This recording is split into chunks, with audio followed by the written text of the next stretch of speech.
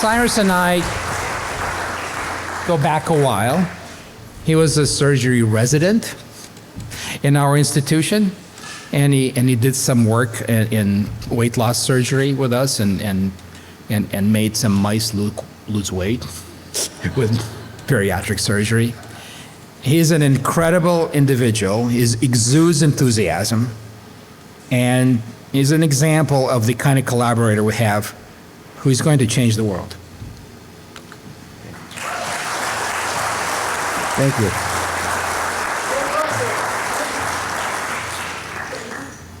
So thank you very much. That's way too kind, but I am here and the way I am because of him. So whether that's good or borderline insanity, it depends who you ask, you know. I should have edited this before I brought my 8-year-old daughter. Camilla, please close your eyes. I apologize. You have to excuse my sense of humor. So I'm, as Dr. Koritz alluded to, I'm a colorectal surgeon at the University of Minnesota. Dr. Koritz introduced me to this field in 2014, and it kind of, once I got in, I knew I was stuck. And so why does this matter? So let's talk a little bit about that. Microbiome is linked to colorectal cancer. That's the #1 cancer under the age of 45. When do we screen patients? 45 years old. You have 3 to 4-fold higher risk if you're 40 years old now than you were in 1980. It's linked to diverticular disease. It doesn't get as much attention as cancer, but sure as heck, it is a major, major source of morbidity and mortality in this country. And the same number of operations are performed for diverticular disease as they are for cancer, just not as advertised. Thirdly, which you've heard before, inflammatory bowel disease. These are the 3 main indications for surgery, all linked to the gut microbiome. Not only that, mainstay for each of those 3 common diseases is surgery. The microbiome is linked to devastating complications after surgery. You could do a perfect operation.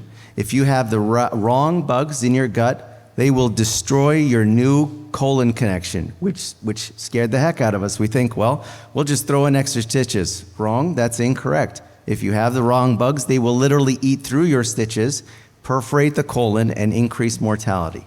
That's lesser known. It's also linked to, and that contributes to infectious complications. As well known here and identified, it's linked to antibiotic resistance as well as C. diff. That's clearly well known. Why does this matter? Some more. There are 500,000 to 600,000 colon operations performed in this country alone. So that's how many people are undergoing an operation for something that is clearly linked to the gut microbiome. That's a lot of people. That number is going up as cancer keeps going up, and well, we don't really have any preventative ways of reducing that risk besides expanding colonoscopies. I mean, how many colonoscopies can we do under the age of 45? So we're limited from a biological understanding of preventing this, which means surgery is going up. So that's a major problem. So as I mentioned, anastomotic leaks, that's when that new colon connection. So you go into a colon operation, ideally you think, all right, I'm gonna get that segment resected, I'm gonna put those 2 ends together. That's called, for whatever reason, it's called an anastomosis, and that's when that leaks, that's called an anastomotic leak. There are devastating complications that impacts morbidity, mortality, and sure as heck, appropriate cancer treatment with chemotherapy.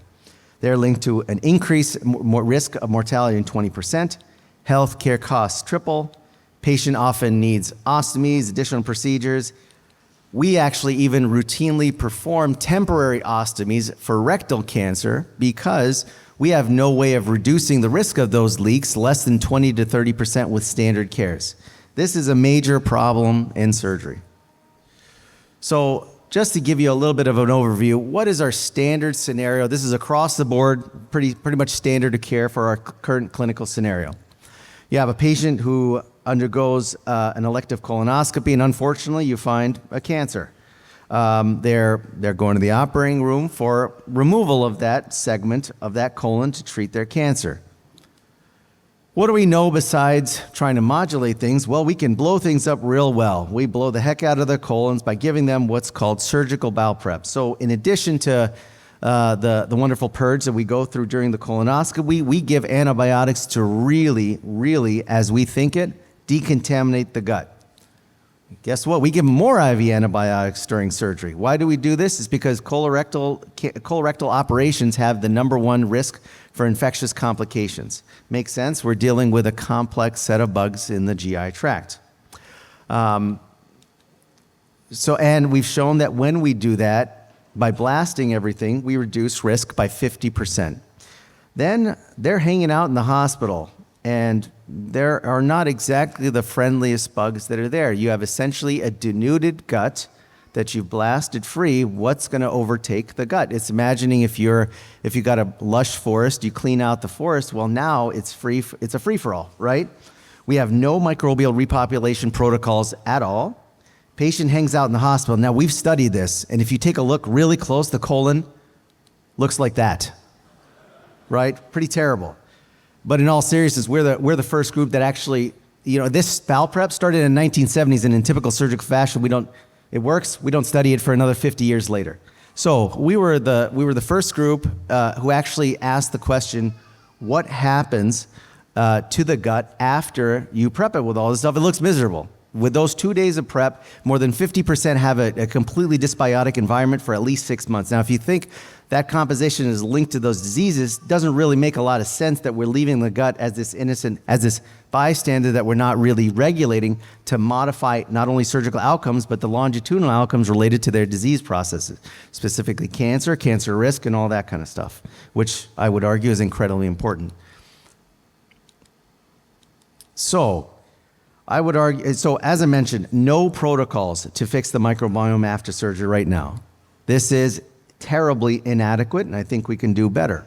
So our goal has been, for the last 10 to 12 years, when I started tailing Dr. Quartz, was to regulate the microbiome after surgery to actually optimize outcomes, whether it be directly related to what's bringing them to surgery, the disease, or their surgical outcomes, their 30-day surgical outcomes, so they can get through it and actually live an improved quality of life, get through the operation, the point of the operation. So why can we do this? Because we know how to microbiome. I'm sorry, it's a new verb I'm coming up with. So what I'm going to describe are the first 2 trials in the world that are actually doing this. We are the ones that are doing it.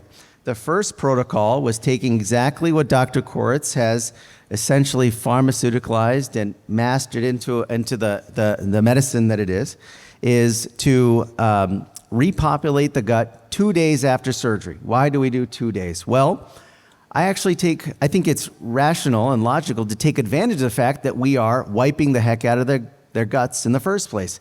For many reasons, we're seeing this terrible shift in the composition of the gut bacteria. If those are leading to their current state, it makes sense that maybe we should just wipe the slate clean and then give them so-called good stuff and restart. Perhaps that'll improve outcomes. So the way we first started this was we recruited 12 patients. This was done last year, 12 patients. And just to make sure it actually gets to the gut, traditionally, of course, you think you repopulate the microbiome through a colonoscope or whatnot. But if you think about it, surgeons are not going to want to do that. You have a new connection. The way you do a colonoscopy is gas the heck out of the colon up. You're thinking about all those stitches and all that stuff you placed. I'm a surgeon. I would never allow anybody to do that. So we created a new protocol. 2 days after surgery, where the antibiotics have cleared your system so they don't kill the gut, and before the new bugs come back, we placed a skinny little feeding tube down the nose into the small intestine, gave the 4 ounces of the good stuff, pulled it out. We did that in 12 patients.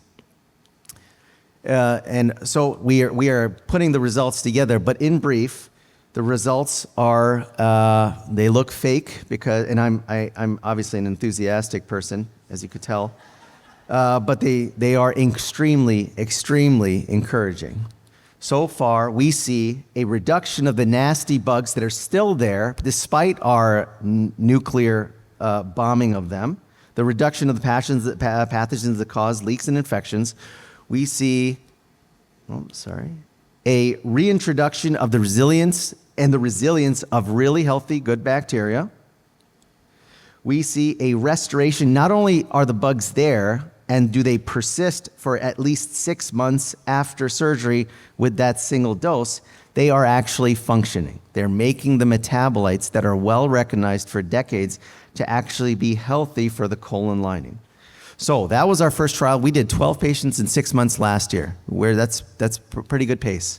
We are now on to the oral equivalent that you heard of earlier. The freeze-dried microbiota in essentially 2% chocolate milk. So we give that same thing 2 days after surgery. We started this trial in March. We've performed it in 11 patients, and we have 5 more consented through middle of October. So as you could tell, as Dr. Koretz alluded to, I'm not a very patient person. So, who can benefit? Just to sum up, everyone who undergoes colorectal surgery can benefit. That's more than 500,000 patients a year. This is a huge void right now. And no one is even remotely close to thinking about this. They didn't even know that the bacteria was this dysfunctional after surgery. So we are I'm extremely excited. We've done this in 23 patients. We have obviously a bit to go. We need to prove that it works in having a clinical benefit, but from the microbiome side, which is where you actually lead to your clinical benefit, the results are clear.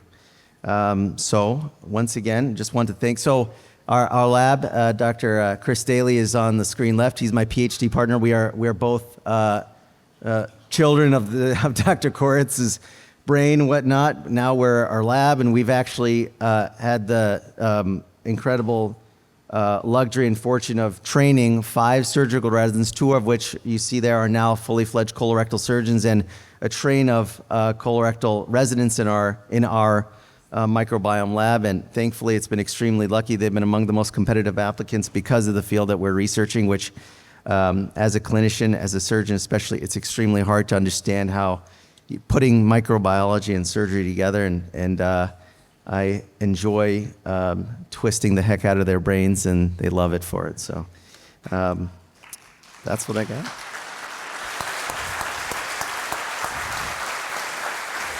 Thank you. Thanks, Doc. One more round of applause for Dr. Jahansouz.